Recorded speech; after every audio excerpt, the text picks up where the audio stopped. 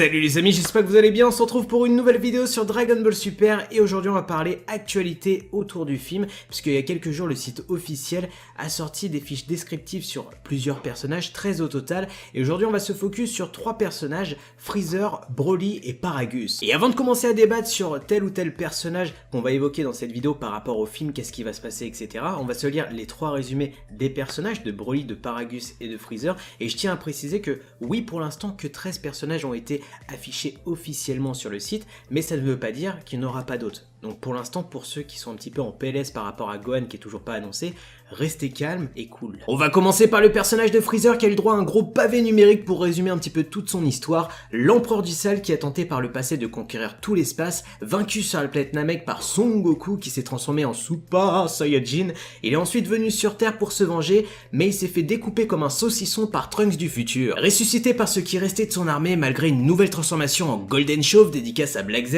il a été vaincu à nouveau par Kakaroto, mais en échange de se battre aux côtés de Goku pour le tournoi du pouvoir, il se vit offert une promesse et fut à nouveau ressuscité des enfers. Mais malgré la gentillesse de Beerus et de Whis qui l'a ressuscité, il cherche toujours l'opportunité d'Enculada Goku. Alors que peut-on retenir de ce gros pavé qui résume un petit peu la vie de Freezer? À part que ça a été une victime à chaque fois, pas grand chose, mais la dernière phrase est super intéressante parce que malgré tout ce qui s'est passé avec Goku au tournoi du pouvoir, on voit que son but est toujours de se venger de celui qui l'a tué sur un Namek. Et ça c'est intéressant parce que au final on n'aura pas un Freezer qui sera méchant totalement, peut-être ambigu, mais qui va amener la merde à Goku et Vegeta. Et je pense honnêtement que d'après ce résumé, ça va être à cause de Freezer que Broly et Paragus vont se pointer sur Terre. Et quand je vous dis qu'on aura un Freezer ambigu, je parle surtout de la deuxième partie du film, puisque pendant la première partie, je pense qu'on aura un Freezer qui va être sûr de lui, qui veut se venger de Goku, qui veut le tuer au moins une fois dans sa vie, parce que bon, tout ce qu'il a pris dans la gueule durant sa vie, il veut au moins une victoire, tu vois ce que je veux dire? Tu vas essayer de gagner un match, c'est obligé.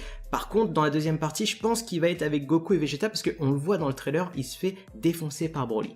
Et même si c'est lui qui a amené Broly sur Terre et qui a peut-être parlé de Goku et Vegeta, où ils sont, etc., il y a un moment où il va devoir s'allier une nouvelle fois avec eux, pour sauver ses miches. Après, on peut avoir une deuxième option avec un Freezer qui est ni avec Goku, ni avec Broly, qui a fait exprès de ramener Broly sur Terre parce qu'il sait que ça allait se mêler, entre guillemets, qui regarde la baston de loin, qui va prendre un petit peu des uppercuts pendant la bagarre, juste comme ça, mais qu'en fait, il s'en fout et qu'il a ramené Broly pour se venger indirectement de Goku et de voir deux Saiyans s'entretuer, peut-être que ça le fait marrer, parce que faut pas oublier que peut-être Freezer, après le tournoi du pouvoir, a continué l'entraînement et a débloqué une nouvelle forme qui est peut-être au-dessus d'un Akaishin. Maintenant, on va passer au cas Broly et ça va être super rapide puisque sa fiche personnage prend juste 2 lignes, on veut pas trop nous spoiler sur le personnage.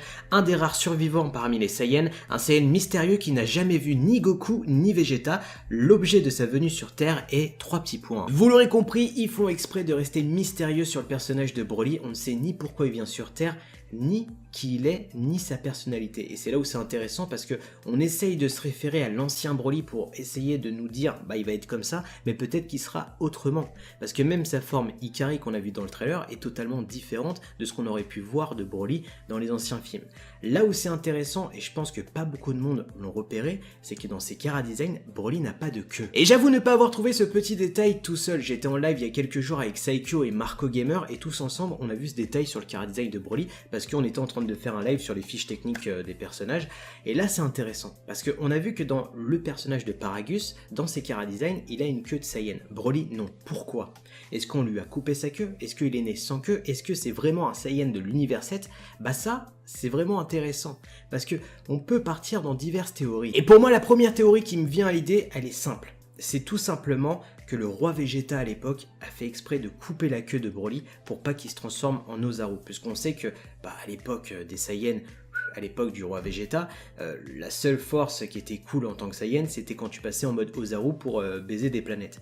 Et le fait de ne plus avoir cette queue, ça pouvait peut-être baisser la puissance de Broly. Donc au lieu de plagier l'ancien film avec un roi Vegeta qui aurait ordonné tout simplement de tuer Paragus et Broly, peut-être qu'ils auraient tout simplement juste coupé la queue de Broly et qu'ils auraient exilé le personnage de Broly et Paragus sur une autre planète. Et pourquoi je dis exilé? Parce que là on a eu une mise à jour sur Dokkan Battle où on nous explique l'arrivée du nouveau Broly et on nous explique que c'est un Saiyan exilé. Et je pense honnêtement que cette théorie pourrait être cool. Déjà, ça ramènerait un background sur le roi Vegeta, sur le père de Broly, mais surtout un background sur les Saiyans, puisque la queue du Saiyan à l'époque, c'était quelque chose d'important. Le fait de transformer en Ozaru, c'est un petit peu la fierté d'un peuple. Pourquoi? Parce que c'est leur signe distinctif. Et au final, ne plus avoir sa queue, eh bien, c'est un peu comme si tu n'es plus un Saiyan. Enfin, tu vois ce que je veux dire? Pour les puristes, hein, pour les communistes de chez les Saiyans. Et on pourrait expliquer ça par une vengeance de Paragus et Broly en arrivant sur Terre pour se venger de Vegeta. Et on le voit dans le trailer, eh bien Broly en premier, il fonce sur Vegeta. Parce que là où on pourrait appuyer la théorie, c'est tout simplement par les 2 lignes qui décrivent Broly dans cette fiche technique. Il ne connaît ni Goku ni Vegeta, donc la vengeance vient vraiment de Paragus qui veut se venger de quelque chose. Et pour moi, le fait qu'on nous explique que c'est des Saiyans exilés, c'est qu'ils ont été carrément jetés par leur peuple. Et on pourrait expliquer cette vengeance par ça. Le fait que dans le trailer, il dit « Vas-y Broly, défonce-lui la teuté ». Eh bien c'est... la teuté... on dit plus ça depuis 1999. Eh bien voilà, ça pourrait être cool, le fait que Vegeta soit le billet d'une vengeance. Et on va terminer par la fiche du personnage de Paragus, donc 2 lignes aussi comme son fils, un des rares survivants Saiyan, père de Broly. Il est descendu sur Terre avec Broly, mais dans quel but? Quelque chose est dissimulé dans l'équipement accroché à sa ceinture. Vous l'aurez compris, pour le personnage de Paragus, on est aussi vague au niveau de la description, c'est juste qu'il a une télécommande, même si on a pu deviner que c'est une télécommande qui contrôle Broly par rapport au premier film.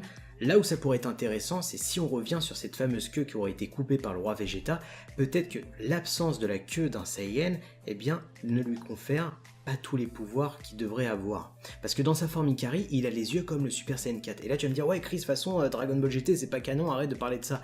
Oui, mais dans Dragon Ball GT, on exploitait déjà le fait que la queue du Saiyan était son réel pouvoir. Donc pour moi, si on pouvait faire le lien avec eh bien, un petit peu la mythologie Saiyan et aussi un background sur l'histoire des Saiyans, tout ça pourrait être super top. Enfin voilà tout ce que je peux dire sur la fiche de Paragus, de Broly et de Freezer. Dans la semaine, on attaquera la fiche de Beerus, de Whis et de Shellai. N'oubliez pas de liker, de partager, de me donner votre avis en commentaire et surtout abonnez-vous à la chaîne YouTube. Sur ce, moi je vous laisse, tchuss!